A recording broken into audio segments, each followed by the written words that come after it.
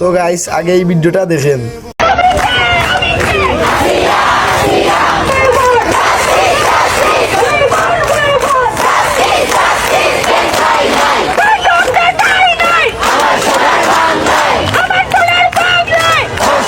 তো গাইস আমি ওটাও হইতাম পাইলাম যে মাগুরা জেলা ছোটবেলা সিয়ারে যে নারী নির্যাতন করা হয়েছে, যারা বা নারী নির্যাতন করছে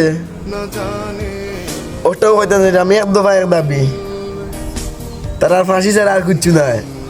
আর বেশি কিচ্ছু আমি কইতাম চাইতাম না যে আমার আইডি ওয়ার্নিং আইবো, আর আমার একটা ছোটো আইডি বাদে ব্যান্ড হয়ে দিব আইডিটা।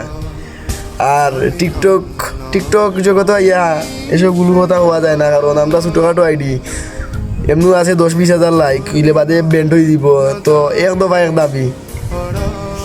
এক দাবি তারা যে কাহিনী করছে, যে কাণ্ড করছে বাংলাদেশে যদি না কাণ্ড করে তারা, কারণ ই বিচার যদি সুস্থ বিচার না হয়, নির্বাচন তো বলে নির্বাচন তো বহুত গেল এইবার দিয়ে আর কিছু হওয়া যাইলাম না, একদম বারে করতে হইলো এই বিচারটা সঠিক বিচার দিলাম পাওয়া যায়।